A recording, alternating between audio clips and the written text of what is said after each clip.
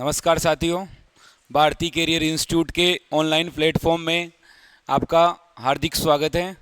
मैं जितेंद्र पलसानिया आपको पिछले लेक्चर के अंदर बॉडी फ्लूइड एंड सर्कुलेशन के एमसीक्यू सोल्व करवा रहा था। उसका सेकंड पार्ट आज हम सोल्व करेंगे। आप भी साथ में क्वेश्चन सोल्व करते रहना। देखो, लास्ट क्वेश्चन कर लिए थे, ये क्वेश्चन कर लिया था कि लास्ट टाइम में ये क्वेश्चन है कर लिया था। देखो, ये नहीं भी किया तो वापिस इसको कर लेना। ये क्वेश्चन है, देखो, डॉक्टर प्रत्येक हृदय स्पंदन हार्ट बीट हृदय चक्कर के दौरान उत्पन्न ध्वनि को सुनने के लिए स्टेथोस्कोप का उपयोग करते हैं। तो सेकंड हार्ट साउंड कब सुनाई देगी? Second heart sound second heart sound कब सुनाई देगी? ये देख, ये क्वेश्चन इसने पूछा है। तो कब सुनाई देगी? हमने पढ़ा था कि जब ट्राई कस्पिड और बाई कस्पिड यानी कि कस्पिड वॉल के बंद होने पर फर्स्ट हार्ट साउंड सुनाई देती है, ये पढ़ा था। और सेमिल्यूनर वॉल यानी अर्धचंद्राकार कपाट के बंद होने पर सेकंड हार्ट साउंड सुनाई देती है। इसमें कौन सा ऑप्शन है जो सेकंड हार्ट साउंड की बात कर रहा है? Fourth option. जब नीलियों से वाहिकाओं में रक्त प्रवाह हो जाने पर अर्धचंद्राकार कपाट बंद हो जाते हैं, उसको बोलते हैं। तो इसका आंसर हो जाएगा 4।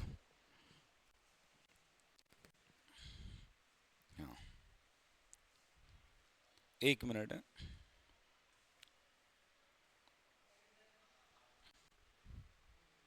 नेक्स्ट क्वेश्चन देखना, ये बिल्कुल इजी क्वेश्चन, नीट 2020 का क्वेश्चन है, सोल्व करना। एक ईसीजी में क्यूआरएस कॉम्प्लेक्स किसके बारे में बताता है? ईसीजी के अंदर क्यूआरएस कॉम्प्लेक्स किसके बारे में बताएगा? पढ़ा था, एक तो पी वेव्स होती है, एक क्यूआरएस की बात की थी और एक टी वेव्स की बात की थी। पी वेव्स एट्रियल डीपोलराइजेशन के बारे में बात कर रहा था, यानी कि एट्रियम में कॉन्ट्रैक्शन होने की स्टार्टिंग को बताता है वो। आलिंदों में संकुचन की शुरुआत को बताता है। क्यूआरएस वेंट्रिकल्स में संकुचन की स्टार्टिंग्स को बताता है कि नीलियों के अंदर अब संकुचन होने लग गया। और टी वेव्स बताता है नीलियों में संकुचन का अंत, वेंट्रिकल डीपोलराइजेशन। तो अपने को पूछा है क्यूआरएस कॉम्प्लेक्स, तो क्यूआरएस कॉम्प्लेक्स किसके बारे में बताता है? वेंट्रिकल्स रिपोलराइजेशन, नीलियों में पुनः दुर्वण, सॉरी नीलियों में विदुर्वण।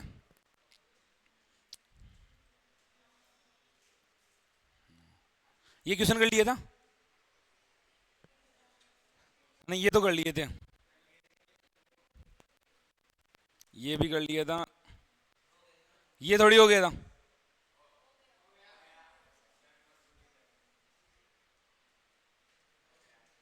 ये नहीं हुआ? हाँ, ये हुआ था लास्ट। हाँ, ये क्वेश्चन करो। अब इसमें 2 क्वेश्चन है, सोल्व करो।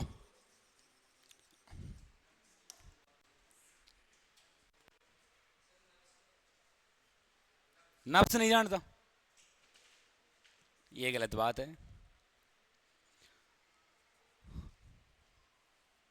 ब्लड वेसल्स के अंदर प्रेशर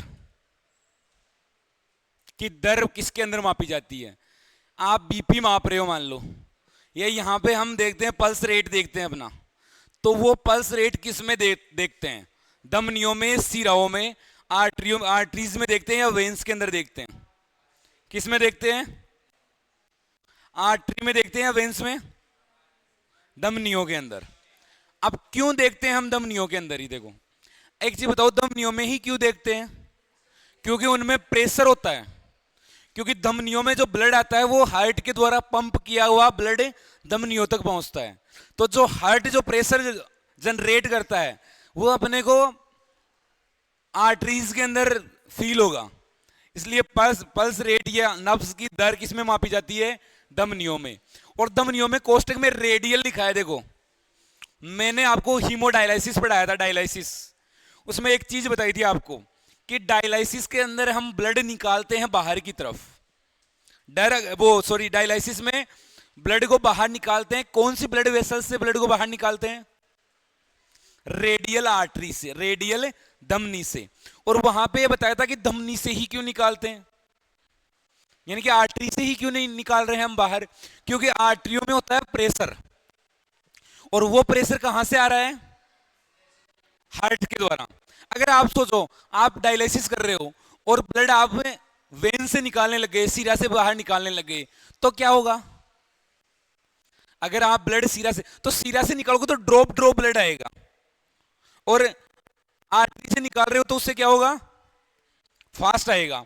और ये रेडियल का मतलब, रेडियल आर्टरी सुपरफिशियल होती है। हम आर्टरी और वेंस में पढ़ते हैं कि आर्टरीज तो होती है जो डीपली होती है और वेंस होती है जो सुपरफिशियल होती है, पर रेडियल आर्टरी थोड़ी सुपरफिशियल होती है। इसलिए हम नब्ज चेक करते हैं, यहाँ पे आप फील भी करोगे तो आप देखोगे कि यहाँ पे आपको ऐसे लग रहा है जैसे हार्ट बीट करता है, वैसे आपको फील होगा। उसको बोल रहे हैं हम रेडियल आर्टरी, वहां पर हम मापते हैं। अब देखो सामान्य व्यक्ति का रुधिर दाब कितना होता है, ये देखो, ब्लड प्रेशर, बीपी कितनी होती है? बीपी कितनी होती है? कौन सा ऑप्शन होगा? फर्स्ट 120/80। देखो 120 mmHg बता रखा है, ये प्रेशर है, और ये है 80 mmHg। अब मैं आपको पूछूं सिस्टोलिक ब्लड प्रेशर कौन सा है? सिस्टोलिक का मतलब जिस समय ब्लड, ये हार्ट संकुचन कर रहा है उस समय का ब्लड प्रेशर कौन सा है? 80 वाला, 120 वाला। इसको हम बोल रहे हैं सिस्टोलिक ब्लड प्रेशर, ये ज्यादा है। और जिस समय वेंट्रिकल्स रिलैक्स स्टेज में, नीले शिथिल अवस्था में, उस समय मापोगे तो कितना आएगा? 80। तो इसको तो बोलते हैं सिस्टोलिक ब्लड प्रेशर, और इसको बोलते हैं हम डायस्टोलिक ब्लड प्रेशर। तो 120 और 80, तो कौन सा हो गया? फर्स्ट ऑप्शन हो गया। आगे क्वेश्चन है match column first to second, ये मैच करो।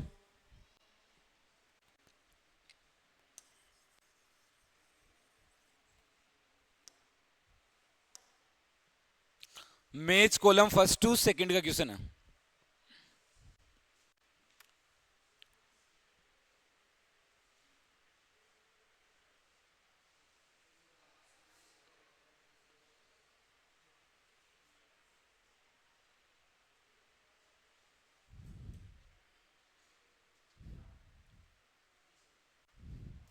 तीसरा, सबसे पहले इसने देखो अग्र महाशिरा बता रखा है। अग्र महाशिरा का मतलब है सुपीरियर वेना केवा। कहां से ब्लड लाती है सुपीरियर वेना केवा? बॉडी के अपर पार्ट से। तो देखो अग्र महाशिरा ऑक्सीजन रहित वहन करती है। तो देखो एक एस शरीर के ऊपरी हिस्सों से वी ऑक्सीजनित रक्त को दाएं आलिंद में लाती है, यानी कि शरीर के ऊपरी भाग से डीऑक्सीजनेटेड ब्लड को राइट एट्रियम में लाने का काम कौन कर रही है? अग्र महाशिरा। तो ए से आएगा एस। कौन से ऑप्शन है? तो पहला तो बिल्कुल नहीं आएगा, होगा वो इन तीन में से होगा। अब दूसरा देखो, पश्चिम महाशिरा बता रखा है। पश्चिम महाशिरा का मतलब जो अग्र भाग, और एक हो गया पश्चिम, जो नीचे वाले भाग से इंफीरियर वेना केवा। अब वो कहां से ब्लड जाएगा? शरीर के देखो निम्न भागों से धमनी वी ऑक्सीजनेटेड रक्त को लाती है। तो वी ऑक्सीजनेटेड ब्लड को लाने वाली कौन सी होगी? बी से आर। तो एक ही है बी से आर। फेफड़े कौन से हो गए? सी से दे रखा है पी, ऑक्सीजन रहित वहन कर रहे हैं, ये दे दिया है ना। तो ये सोल्व कर लोगे आप। अगला क्वेश्चन करो। ये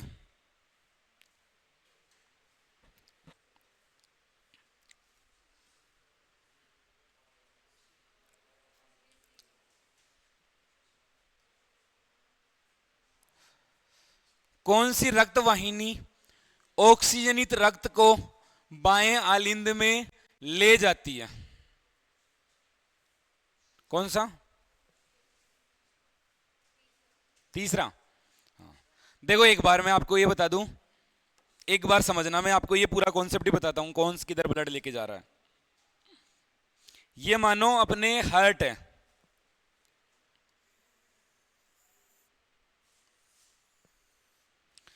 ये अपना हार्ट है,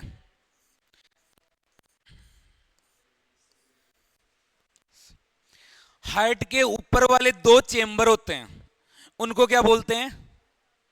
आलिंदिया एट्रिया। तो ये दो तो क्या हो गए? आलिंदिया एट्रिया।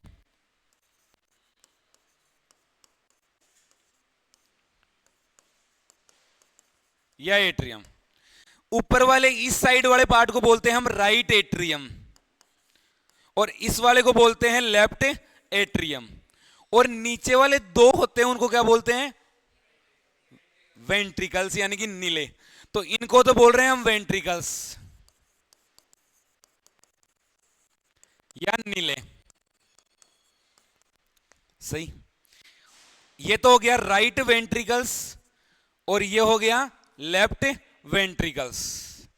अब देखो एक चीज समझना, सबसे पहले इनमें वॉल देख लो। राइट एट्रियम और राइट वेंट्रिकल्स के बीच में जो वॉल पाया जाता है उसको हम बोलते हैं ट्राइकस्पिड वॉल। कौन सा वॉल बोलते हैं? Tricuspid wall. त्रिवलनी कपाट। सही, त्रिवलनी कपाट, या इनको बोलते हैं हम एवी वॉल भी बोलते हैं। एवी वॉल। एवी वॉल क्यों बोल रहे हैं? एट्रिया और वेंट्रिकल्स के बीच में वॉल है, इसके लिए इनको बोल रहे हैं एवी वॉल।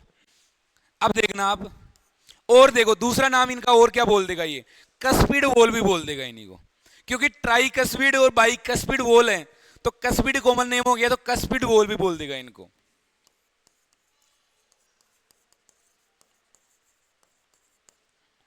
सेम ऐसा ही लेफ्ट एट्रियम और लेफ्ट वेंट्रिकल्स के बीच में वॉल होता है, उसको हम बोलते हैं बाइकस्पिड वॉल।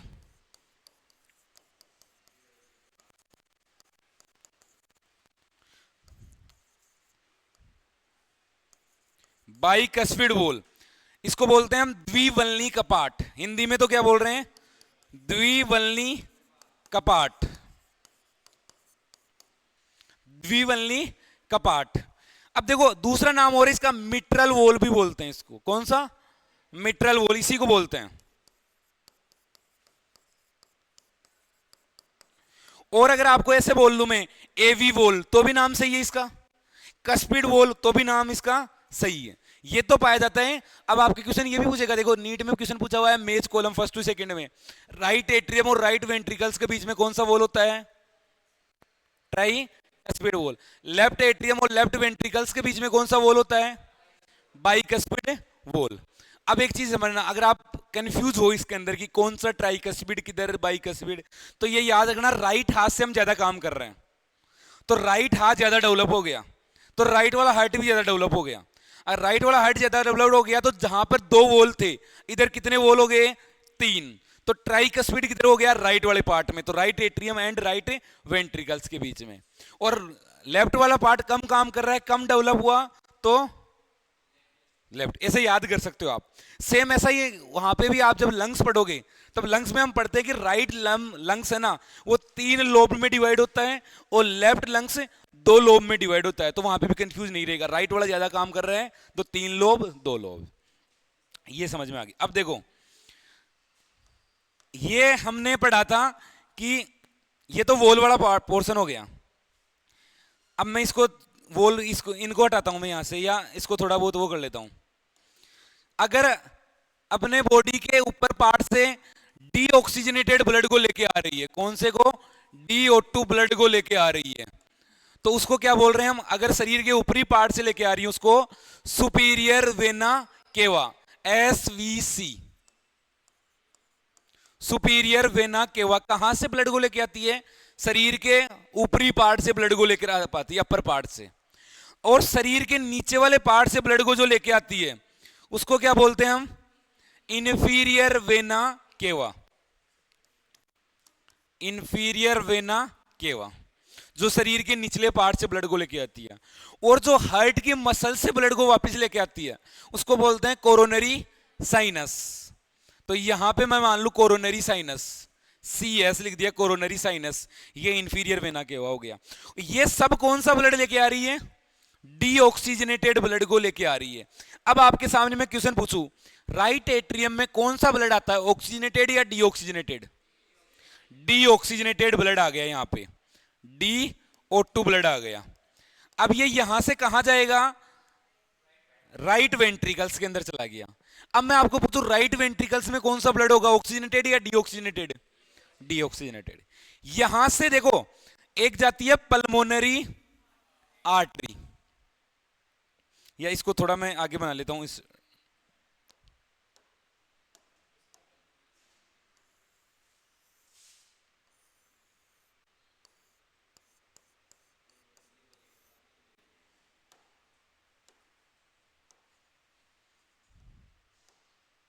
देखो यहां से ब्लड को लेके जा रही है एक, जिसको हम बोल रहे हैं पल्मोनरी आर्टरी, और कहां पे ब्लड को लेके जा रही है, लंग्स के पास में ब्लड को लेके जा रही है।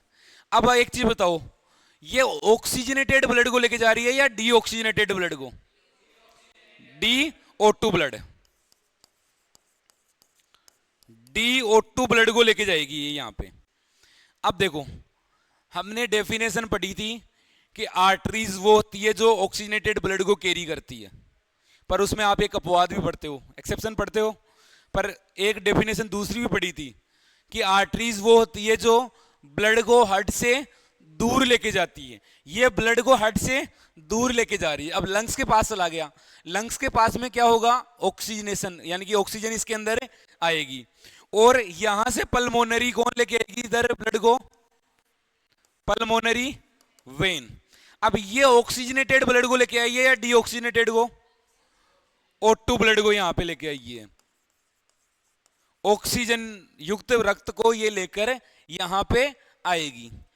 अब यहां पे आ गया किसके पास में, राइट सॉरी लेफ्ट एट्रिया, यानी कि बाएं आलिंद के पास में लेके आ गई।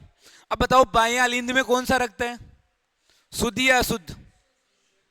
तो कौन सा रक्त आया, शुद्ध, O2 ब्लड आया। यहां से ब्लड कहां पे चला गया, लेफ्ट वेंट्रिकल्स के पास चला गया, और यहां से एओर्टा के थ्रू, एओर्टा या महाधमनी के थ्रू ब्लड कहां चला गया, पूरी बॉडी के अंदर चला गया, बॉडी के अंदर चला गया। सही। अगर अब आपको एक अच्छा क्वेश्चन पूछ ले कि यहां से ब्लड का पाथ क्या है, कैसे आएगा, तो इसको ऐसे कर सकते हैं हम। देखो सबसे पहले ब्लड आएगा सुपीरियर वेना केवा, इसको मिटाई देता हूं मैं, इसमें कर लेता हूं। सबसे पहले ब्लड आएगा सुपीरियर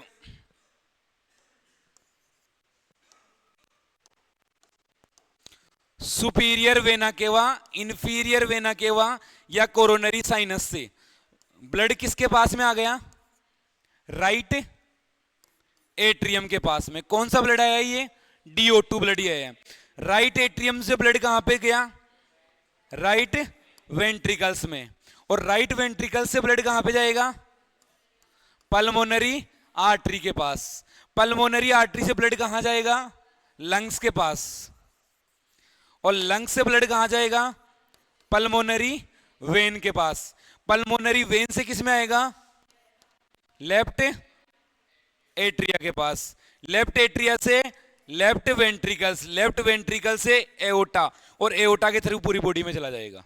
यहां से लेकर यहां तक का जो ब्लड है वो तो है DO2 ब्लड, और यहां से लेकर यहां तक का ब्लड है वो कौन सा है, O2 ब्लड। ये याद रखना, पता चल गया पहले कहां आएगा उसके बाद में कहां आएगा।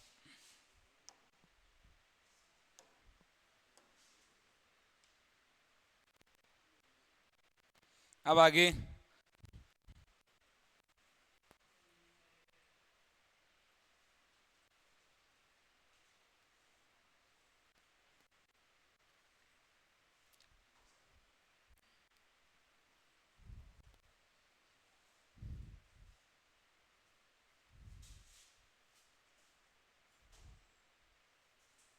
हाँ ये करो, अब आराम से हो जाएगा।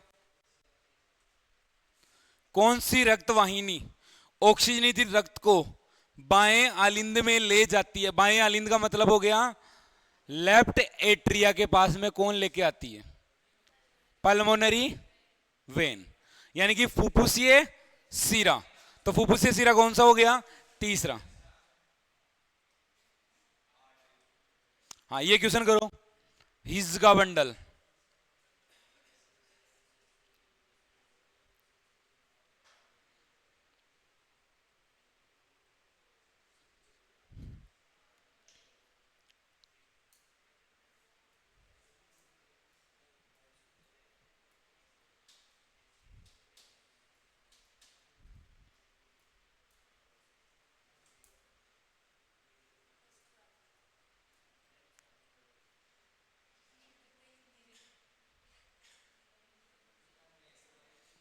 समझ, समस्त,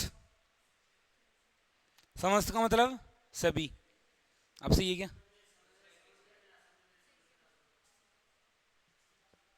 कौन सा आंसर होगा?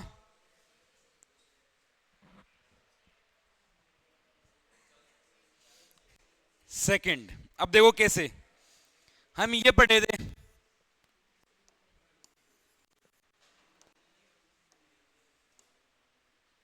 कि ये हार्ट है,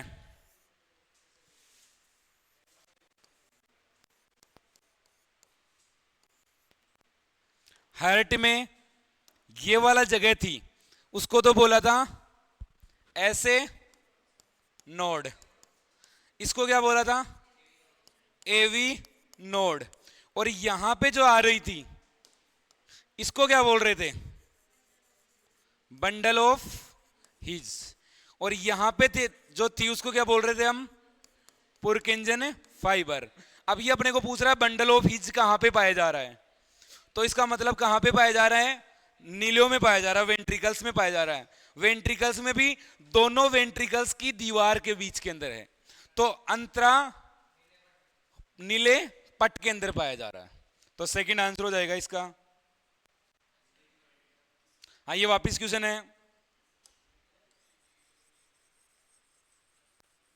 रिवीजन ही है एक प्रकार से। ये क्वेश्चन आप कर चुके हो, पहले हम समझा भी चुके हैं ये को, इस क्वेश्चन को। भाई साहब कृपया नींद ना ले, तुमसे ज्यादा मेरे को नींद आ रही है। कौन सा? पहले तो पहचानो कौन सी हेड साउंड है? डब पहली है या दूसरी? सेकंड हेड साउंड है। सेकंड हेड साउंड किसके बंद होने से आती है? सेमिलुनर वॉल या अर्धचंद्राकार कपाट के बंद होने से। कौन सा ऑप्शन है? थर्ड ऑप्शन, सीधा। हाँ, ये क्वेश्चन करो।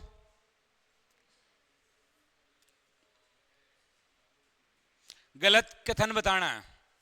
पहला ये बोल रहा है लब, प्रथम हार्ट साउंड है जो हार्ट के वॉल के बंद होने से संबंधित है, सही है।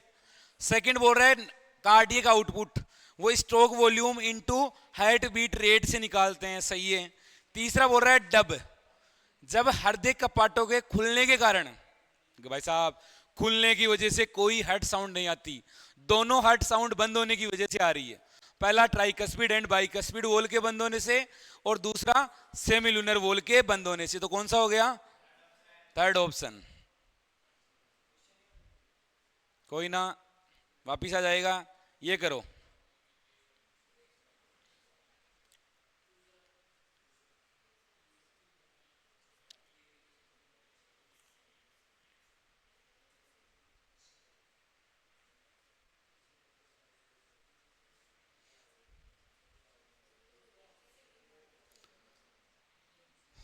इधर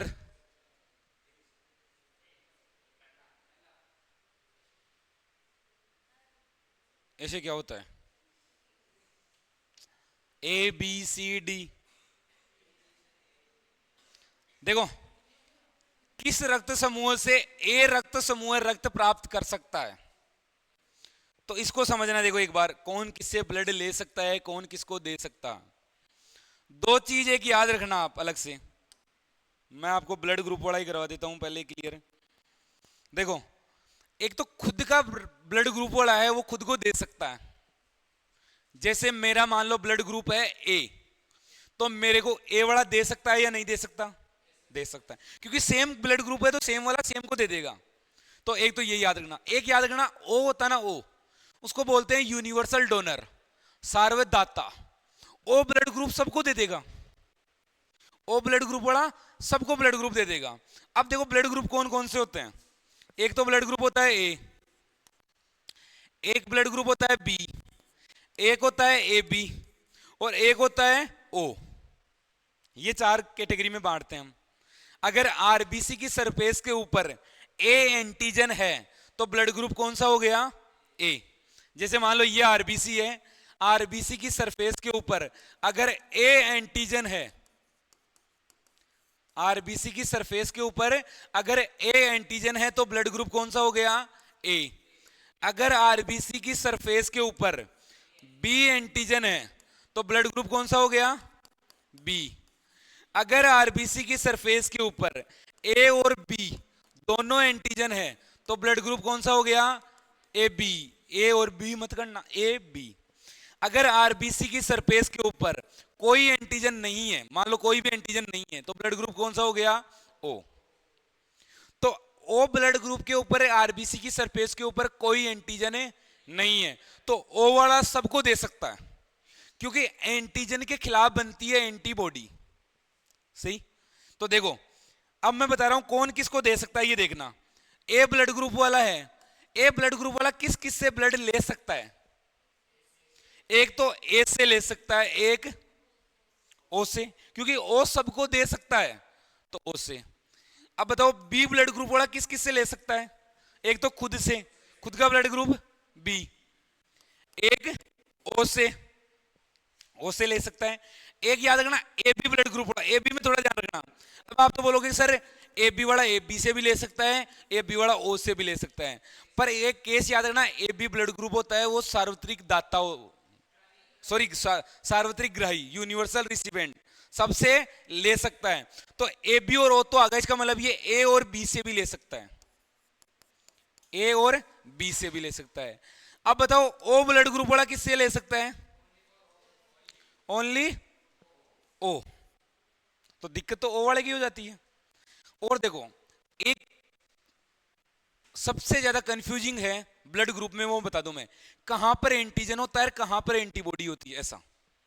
तो ध्यान रखना, एक मैं बोलूं ओ ब्लड ग्रुप है, उसमें एंटीजन होता है या नहीं होता, एंटीबॉडी होती है क्या, होती है। तो अगर आपको ऐसा कंफ्यूज भी हो तो इसे याद लिख लेना, एंटीबॉडी। देखो ओ आ रहा है लिखने में, इसका मतलब ओ वाले में तो है एंटीबॉडी, ओ में तो एंटीबॉडी होती है, पर ए बी में नहीं होती, ए बी में नहीं होती। दूसरा अपने आता है एंटीजन, एंटीजन, या तो इसका उल्टा कर दो, उल्टा का मतलब ओ में नहीं है, ए बी में है। अधिकतर कंफ्यूजिंग वाले प्रॉब्लम्स आपके यहां से बिल्कुल सोल्व हो जाएंगे। अब हम वो अपना क्वेश्चन वापस निकालते हैं। अब आराम से कर सकते हो। कौन सा ऑप्शन होगा इसका, सेकंड ऑप्शन।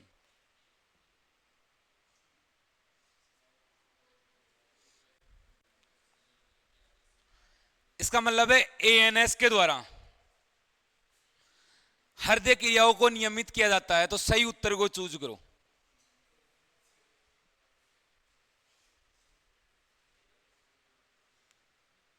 कोई नहीं तो रिवीजन कर ले बैठ के, दिमाग से तो निकलेगा क्या है क्या नहीं है।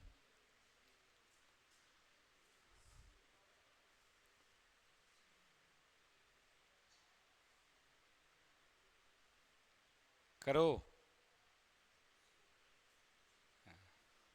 हालात बदल गए, जज्बात बदल गए, पता ही नहीं चल रहा किधर से करना है। ये है कौन सी चैप्टर का, ये तो बताओ। तंत्रिका तंत्र, इसका मतलब तंत्रिका तंत्र से है नहीं। मैं आपको पहले, भाई साहब कृपया आप जाकर बाहर सो सकते हैं, आपको इजाजत है। देखो एक चीज समझना, अभी आप कर दोगे, देखो इसको, ये हार्ट है, हार्ट का पेस मेकर किसे कहा जाता है, ऐसे नोड। इसका मतलब ऐसे नोड ही है जो हार्ट में इंपल्स जनरेट करवाएगा। ऐसे नोड ये जो एट्रियम में कॉन्ट्रैक्शन करवाएगा, ऐसे नोड ये जो वेंट्रिकल्स में कॉन्ट्रैक्शन है करवाएगा, ऐसे नोड ही करवाएगा। तो इसका मतलब हार्ट का भी एक प्रकार से हार्ट कौन है? ऐसे नोड जो हार्ट को भी कंट्रोल कर रहा है। अब हमने ये पढ़ा था कि जितने भी इनवॉलेंट्री एक्टिविटीज होती है, अनैच्छिक क्रियाएं होती है, उन सभी का नियमन ब्रेन का एक पार्ट करता है जिसका नाम है मेडुला ऑब्लोंगेटा, वो काम करता है। अब आता है अनैच्छिक क्रियाएं कौन सी हो गई? जो आपके इच्छा में नहीं है। जैसे आपका हार्ट बीट कर रहा है, आप चाहो तो भी नहीं रोक सकते। मैं बोलूं 2 मिनट के लिए आकर पे आप हार्ट को अब आराम दे, नहीं। अगर आपने हार्ट को आराम दिया, हार्ट आपको आराम दे देगा हमेशा हमेशा के लिए, तो आप नहीं दे सकते हो। आपको वोमिटिंग हो रही है, उल्टी आ रही है, आप कितना ही मुंह बंद कर लो, आएगी आएगी। सही, मतलब वो आपके कंट्रोल में नहीं है। जैसे मैं बोलूं पढ़ना, मैं कितना ही बोल दूं आप नहीं पढ़ोगे, मेरे को पता है नहीं पढ़ोगे, मैं ही नहीं पढ़ू। आप कितना ही बोल दो आज सर ये पढ़ के आना कल, मैं बिल्कुल नहीं पढ़ू। सही, मतलब वो कंट्रोल भी मेरे कंट्रोल में है। जैसे घर पे रुकना, कल आपको स्कूल आना, आपका नींद बिगड़ गई कि बिल्कुल नहीं आना मेरे को, वो आपके कंट्रोल में है। आपको पता है उसके, आपको उसका फ्यूचर पता है कि कल को मान लो नहीं गए, फिर साइन नहीं होंगे, फिर अंदर बिठाएंगे, घर वाले अलग डांटेंगे, वो लगे, तो आप अपने आप चुपचाप आ जाते हो यहाँ पे। सही, तो उन जो अपने कंट्रोल में उनको तो क्या बोल रहे हैं हम? ऐच्छिक क्रिया, वॉलेंट्री। और जो अपने कंट्रोल में नहीं वो इनवॉलेंट्री। अब हार्ट बीट करना वॉलेंट्री है या इनवॉलेंट्री? इनवॉलेंट्री। अब ये एएनएस से मैसेज आएगा, अपने मेडुला ऑब्लोंगेटा से मैसेज भेजेगा किसके पास? स्वायत्त तंत्रिका तंत्र को, एएनएस को। अब ये यहां से एएनएस क्या भेजेगा? इसके पास से 2 नर्व निकलती है। एक नर्व है जो निकल के आती है, जो ऐसे नोड को मैसेज भेजती है, उसको बोलते हैं sympathetic nervous system. Sympathetic nervous system ये क्या करता है? ये ऐसे नोड के पास आएगा और ऐसे नोड से एड्रीनलिन और नॉन एड्रीनलिन को रिलीज करवाएगा। एड्रीनलिन और नॉन एड्रीनलिन को। अब एड्रीनलिन और नॉन एड्रीनलिन करते क्या है? ये क्या करेंगे अपने, जैसे आपने पढ़ा ना 3F हार्मोन्स होते हैं, फाइट फ्लाइट फियर। जैसे आपको डर लग गया तो आपके सीधा सीधा एड्रेनलिन सीक्रेट होता है। आप जा रहे हो, सांप पीछे पड़ गया, एड्रेनलिन सीक्रेट हो गया। सही, बाइक में जा रहे हो, अचानक गिर गए, एड्रेनलिन सीक्रेट हो गया। सही, जैसे मैं आया अभी, एड्रेनलिन सीक्रेट नहीं हुआ आपके। जैसे ही फिजिक्स वाले सर आ जाते, एड्रेनलिन का लेवल अप, हार्ट बीट 140 160 180, नशे फट जाती बिल्कुल। सही, मैं आया बीपी डाउन आपकी, कोई दिक्कत वाली बात नहीं। सही, तो आपका हार्ट बीट को कंट्रोल करवाने का काम कौन कर रहा है? Sympathetic nervous system. ये क्या करेगा? ये क्या करेगा? हार्ट बीट रेट को बढ़ा देगा। हार्ट बीट रेट को बढ़ा देगा। अब एक चीज बताओ, अगर हार्ट बीट रेट बढ़ेगा तो कार्डियक आउटपुट बढ़ेगा या घटेगा? है, बढ़ेगा। क्योंकि कार्डियक आउटपुट क्या होता है? Stroke volume into, cardiac output होता है stroke volume into heart beat rate. अगर आप ये बढ़ा रहे हो तो ऑटोमेटिक कार्डियक आउटपुट बढ़ जाएगा। तो हार्ट बीट रेट भी बढ़ती है और कार्डियक आउटपुट भी बढ़ता है। ये तो कौन कर रहा है काम? Sympathetic nervous system. एक दूसरा है parasympathetic nervous system. Parasympathetic nervous system ये क्या काम करेगा? ये नॉर्मली काम करता रहता है। जैसे मान लो आपकी हार्ट बीट बढ़ गई, सर आए हार्ट बीट बढ़ गई, क्या वो हार्ट बीट बढ़ी हुई रहती है? क्या नहीं, 2 4 5 मिनट में आप डाउन हो जाती है हार्ट बीट आपकी। जैसे ही आपकी हार्ट बीट डाउन होती, जैसे ही आपकी हार्ट बीट डाउन होती है ना, डाउन तो होती, तो आपको उसको कम करने का काम कौन कर रहा है? Parasympathetic nervous system. ये नॉर्मली फंक्शन करता है, नॉर्मली फंक्शन यही कर रहा है। अब ये क्या करवाता है? एसिटाइल कोलिन रिलीज करवाता है। एसिटाइल कोलिन रिलीज करता है। ये क्या करेगा? हार्ट बीट रेट को कम कर देगा, उससे क्या हो जाएगा? कार्डियक आउटपुट कम हो जाएगा। ये मान लो 2 ऐसे रस्सियां है मेडुला ऑब्लोंगेटा के पास, एक तो सिंपैथेटिक वाली रही है, अगर मान लो बढ़ानी हो तो पकड़ के इसको खींच लेगा और आपकी हार्ट बीट बढ़ गई, और मान लो कम करनी है तो इसको खींच लेगा। सही, तो अब करो इसका आंसर।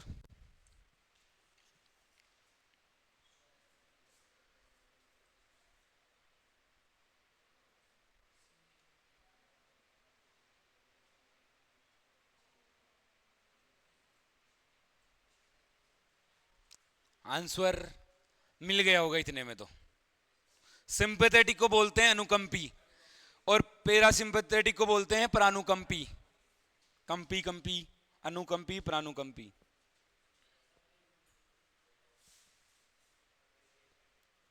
करो, नींद आ रही है? कहां फंस गए? हाँ,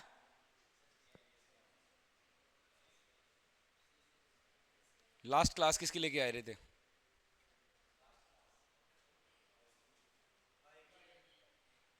फिर भी नींद आ रही है? बताओ। सेकंड तो दूसरा आंसर हो जाएगा इसका। हाँ, ये बताओ। भूल गए? एक तो होता है ग्रेनुलोसाइट्स, एक होता है एक ग्रेनुलोसाइट।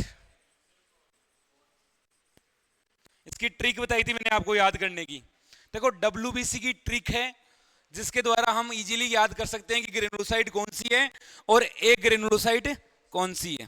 तो कैसे याद कर सकते हैं? देखो, डब्ल्यूबीसी के अंदर जो ग्रेनुलोसाइट, ग्रेनुलोसाइट, ग्रेनुलोसाइट का मतलब जिसमें ग्रेन्यूल्स आ गए हैं, जिनमें ग्रेन्यूल्स को फिल कर चुके हैं हम। तो कौन से हो गई? न्यूट्रोफिल्स,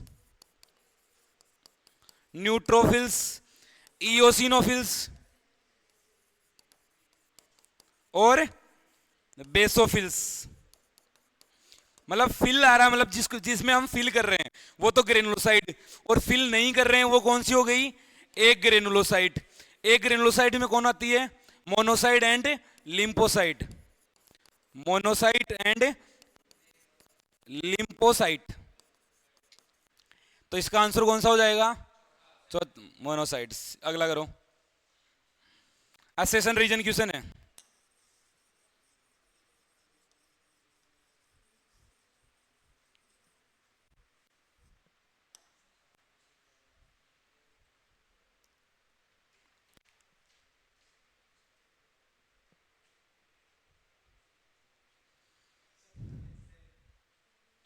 ऑप्शन नहीं देखो। हाँ, पहला तो ये है, पहला स्टेटमेंट समझना। स्टेटमेंट भी सही है, रीजन भी सही है, रीजन स्टेटमेंट का सही स्पष्टीकरण कर रहा है। दूसरा है, स्टेटमेंट भी सही है, रीजन भी सही है, पर रीजन स्टेटमेंट का सही स्पष्टीकरण नहीं कर रहा। तीसरा है, स्टेटमेंट तो सही है पर रीजन गलत है। चौथा है, स्टेटमेंट और रीजन दोनों गलत है। तो बताओ अब कौन सा होगा?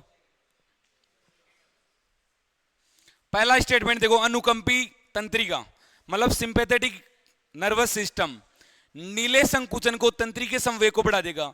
सही है।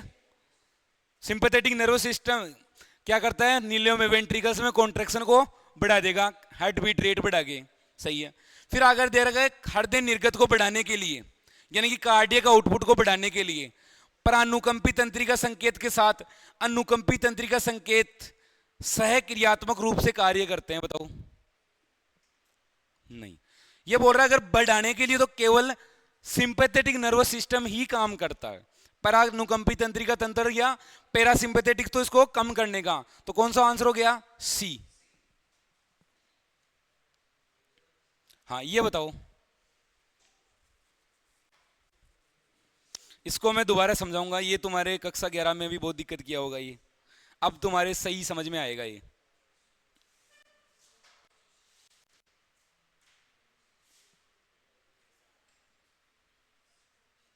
आंसर सही है फर्स्ट। अब कैसे है मैं इसको पूरा समझाता हूं वापिस तुमको। देखो देखो, एक डिजीज का नाम है इरिथ्रोब्लास्टोसिस फिटेलिस। क्या नाम है? Erythroblastosis fetalis. ये नए जन्मे बच्चे के अंदर होता है। इरिथ्रो का मतलब होता है आरबीसी, फिटल मतलब फिटस के अंदर आरबीसी की कमी हो जाना, ये नए जन्मे बच्चे में होता है। ये कैसे होता है? देखो, अगर मान लो फीमेल है या माता, फीमेल, वो तो है Rh negative, Rh negative blood group वाली। नेगेटिव मतलब A B negative, O negative, B negative, negative blood group वाली है। अब उसके मान लो पहला फर्स्ट प्रेगनेंसी है उसके अंदर, फर्स्ट प्रेगनेंसी है, पहली बार बच्चा कंसीव किया उसने, और उसके अंदर जो फीटस बना है, फीटस, अगर वो RH पॉजिटिव है, अब ये फीटस भी दे देगा या मेल भी दे देगा, फीटस कैसा है, RH पॉजिटिव है, तो देखो दोनों ब्लड ग्रुप अलग अलग हो गए हैं, एक तो प्लस वाला है, एक माइनस वाला है। अब जब तक बच्चे का जन्म नहीं होगा तब तक इनको प्लेसेंटा एक दूसरे को दूर किए हुए होगा, तो इसमें लिखते हैं जन्म से पहले,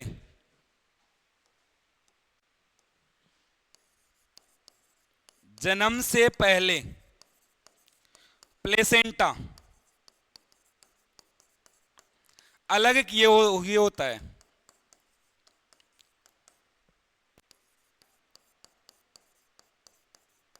जन्म से पहले प्लेसेंटा इनको क्या किए हुए होता है, अलग किए हुए होता है, अलग किए हुए होता है, इसका मतलब क्या है कि दोनों के ब्लड ग्रुप को आपस में मिक्स नहीं होने दे रहा, प्लेसेंटा एक बैरियर की तरह कार्य कर रहा है, तो कोई दिक्कत वाली बात नहीं है, कोई प्रॉब्लम नहीं कर रहा।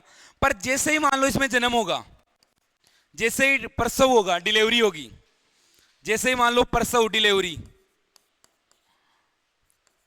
डिलीवरी होगी, उस समय क्या होगा, प्लेसेंटा टूटेगा,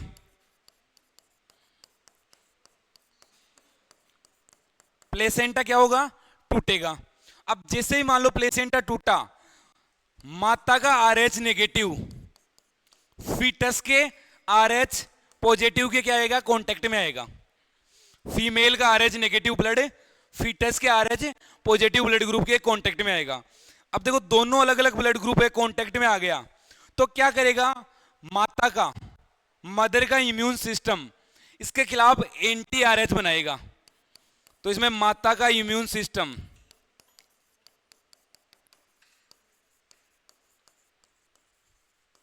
माता का इम्यून सिस्टम क्या करेगा, एंटी RH बनाएगा, एंटी RH बनाएगा। ये तो एंटी RH का मतलब जो RH ब्लड ग्रुप के खिलाफ दवाई बनाने का काम कर गया, मान लो कि इसके खिलाफ दवाई बना रहा है वो, कि ये अपने शरीर को नुकसान है नहीं पहुंचाई, ये बच्चे के शरीर को या खुद के शरीर को नुकसान है नहीं पहुंचाई, सॉरी बच्चे के शरीर को, वो माता के शरीर को नुकसान नहीं पहुंचाई। अब एंटी RH इसने बना तो लिया, पर इसके साथ साथ ये क्या कर लेता है, मेमोरी सेल बना लेता है। मेमोरी सेल का मतलब ऐसी सेल जो याद रखेगी कि आगे अगर ऐसी कंडीशन आ जाए तो उसको सबसे पहले हम फास्ट इसको डिस्ट्रॉय करेंगे। इसका देख, हम 12th क्लास में ह्यूमन डिजीज वाले चैप्टर में पढ़ते हैं प्राइमरी रेस्पॉन्स और सेकेंडरी रेस्पॉन्स, प्राथमिक अनुक्रिया और द्वितीयक अनुक्रिया। वहां पे आप पढ़ोगे कि प्राथमिक अनुक्रिया थोड़ी स्लो होती है और वो टाइम लेती है, जबकि सेकेंडरी अनुक्रिया बहुत फास्ट होती है, क्योंकि वहां पे प्राथमिक अनुक्रिया के समय किसी भी जीव के अंदर, शरीर के अंदर मेमोरी सेल बन जाती है। तो यहां पर क्या बन गया अपने पास, मेमोरी सेल बन गया है। और ये मेमोरी सेल आगे क्या काम करेगी, जब मान लो आगे सेकंड डिलीवरी होगी तब ये मेमोरी सेल जल्दी काम कर देगी। जैसे सीधा सा है, मैं बता ही रहा हूं था कि जैसे फिजिक्स वाले सर हैं, उनके खिलाफ आपके शरीर में मेमोरी बन चुकी है। उसका मतलब क्या है, मेमोरी बनने का मतलब जैसे ही वो क्लास में आते हो आज चुपचाप ऐसे बैठ जाते हो, बिल्कुल आपको पता है, आपको उनका प्राइमरी रेस्पॉन्स खतरनाक हुआ है आपके साथ, कि आप अगर मान लो कुछ ज्यादा बोल गए, ऐसे बोल गए, तो आपके मेमोरी बन गई। अब जैसे ही मेरी क्लास आती है, मेरी में भी आपके मेमोरी बनी हुई है, आप आराम से रिलैक्स हो जाते हो। या मैं बता ही रहा था कि जैसे मैं शुरुआत में आया क्लास लेने के लिए, तो मैं इधर अपने 11th क्लास वाले थे, उनको मैं बोलता कि सर बच्चों बोलो, नहीं सर हम इतना ही बोलते हैं, हम ज्यादा बोलते ही नहीं है। फिर मैं बोलता बोलो, मैं को रुको, अभी तुम्हारे में मेमोरी सेल नहीं बनी है, ये आपका प्राइमरी रेस्पॉन्स है। देखना थोड़े दिनों के बाद में जब आप में मेमोरी सेल बन चुकी होगी तब आपका होगा सेकेंडरी रेस्पॉन्स, और वो होगा बहुत फास्ट। अब मैं जाकर उनको बोलता हूं चुप रहो, है जाल काम करता रहो, मतलब मेरे खिलाफ उनमें मेमोरी बन गई कि कैसे रिएक्ट करना है। सेम मान लो पहले आते ही पहले फिजिक्स वाले सर के साथ में मेमोरी बनी होगी, फिर उन्होंने अनुक्रिया की होगी, उसके खिलाफ एक्शन लिया होगा सर ने, जैसे ही एक्शन लिया उनकी मेमोरी बन गई। अब सर बोलते हैं चुप रहो, तो तुम ऐसे बिल्कुल चुप, हाँ सर बताइए आप क्या, ऐसे थोड़ी बोलते हैं हाँ चलो आगे चलने दो, क्योंकि सेकेंड रेस्पॉन्स यहां पे हमने क्या कर लिया है, मेमोरी सेल बना चुके हैं। तो ये कब बनी है, फर्स्ट प्रेगनेंसी के टाइम में मेमोरी सेल बनी है। अब देखो अगर वही माता है उसके अंदर क्या होगा, देखो वही बता रहा हूं, वही माता अगर RH नेगेटिव वाली होगी, अगर उसके सेकंड प्रेगनेंसी है यानी कि दूसरी बार उसके अंदर भी कंसीव किया है उसने, तो अगर फीटस नेगेटिव वाला तो कोई दिक्कत वाली बात नहीं है, पर अगर फीटस RH पॉजिटिव वाला हो गया तब क्या होगा, सेम 9 महीने तक तो प्लेसेंटा दोनों को दूर किए हुए हैं, जैसे ही प्रसव होगा प्लेसेंटा टूटेगा,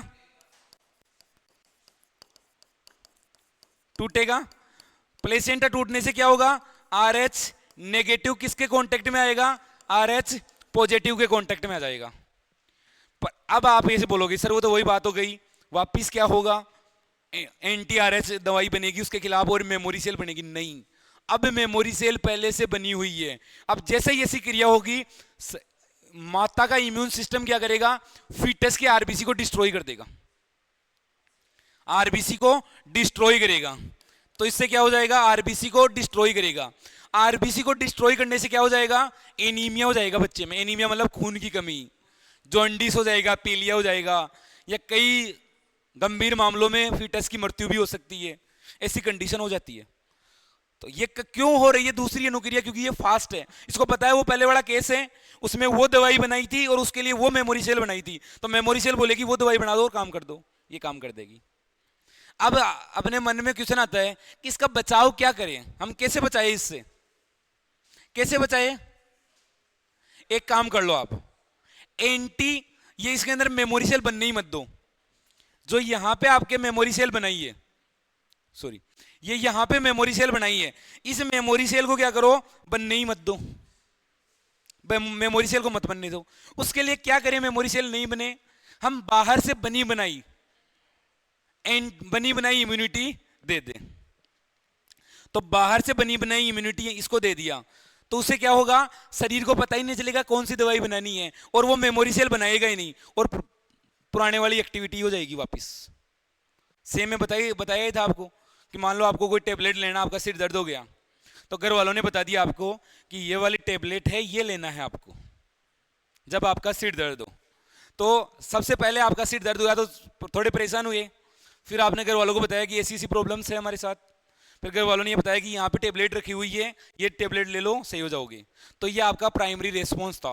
प्राइमरी रेस्पॉन्स कैसा है, स्लो है, क्योंकि सबसे पहले आप गए, आपने सिम्टम्स बताए, फिर उन्होंने आपको दवाई बताई, फिर आपने लिया, फिर आपको वो रेस्पॉन्स हुआ। अगर मान लो सेकंड टाइम रेस्पॉन्स हो आपके पास, सेकंड टाइम सिर दर्द हो, आप किसी को नहीं पूछोगे, सीधा जाओगे टेबलेट ले लोगे, फास्ट हुआ नहीं हुआ, सेकंड रेस्पॉन्स हुआ। अब मैं बोलूँ आपका मेमोरी सेल बननी ही नहीं, तो उसके लिए मैं क्या करूं, पहले से घर वाले को आप बोलोगे सिर दर्द हो रहा है, घर वाले एक ऐसे मुट्ठी के अंदर लाए और बोले मुंह खोलो और डाल दिया और ये कर दिया।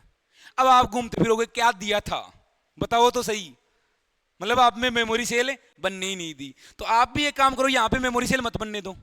तो क्या करें, माता ये प्रसव हुआ, प्रसव के या प्रेगनेंसी के सॉरी डिलीवरी के 72 घंटे के अंदर अंदर एंटी RH बाहर से दे दो, एंटी RH बाहर से दे दो। हम बनी बनाई रेडीमेड दवाई उसको दे रहे हैं, उससे क्या होगा, उसमें मेमोरी सेल नहीं बनेगी, वो पहले वाला केस ही हो गया। इसको बोलते हैं हम इरिथ्रोब्लास्टोसिस फिटेलिस।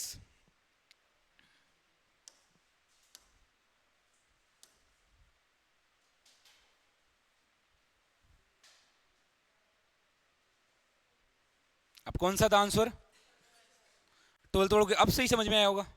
कक्षा 11 में ये मेमोरी सेल और ये कॉन्सेप्ट नहीं पता चल रहा था, प्राइमरी रेस्पॉन्स। हाँ ये क्वेश्चन करो वापिस, वो इरिथ्रोब्लास्टोसिस फिटेलिस के ऊपर है।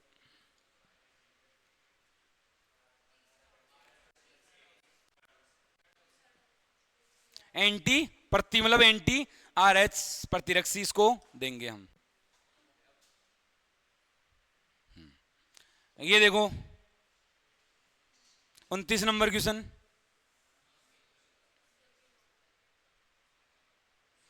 मेगा कैरियोसाइट्स किसको बनाती है, देखो ये तो है आरबीसी, ये है प्लेटलेट्स, ये है WBC, ये है प्रोटीन। प्लेटलेट्स, क्योंकि प्लेटलेट्स में होता है सेलुलर फ्रेगमेंटेशन और उससे क्या होगा, मेगा कैरियोसाइट सेल टूटेगी, उससे क्या बनेगा, WBC, सॉरी प्लेटलेस बनेगी। ये क्वेश्चन करो, ये शायद पहले कर चुके थे हम। हाँ देखो कौन सा स्टेटमेंट सही है। प्लाज्मा एक हल्के पीले रंग का गाढ़ा तरल पदार्थ है जो ब्लड के आयतन का लगभग 55% है, सही है। प्लाज्मा में 90 से 92% वाटर और 6 से 8% तक प्रोटीन्स होती है, ये भी सही है। ग्लोब्यूलिन की आवश्यकता रक्त थक्का बनाने में इसके अंदर में आवश्यक है, सही है गलत है।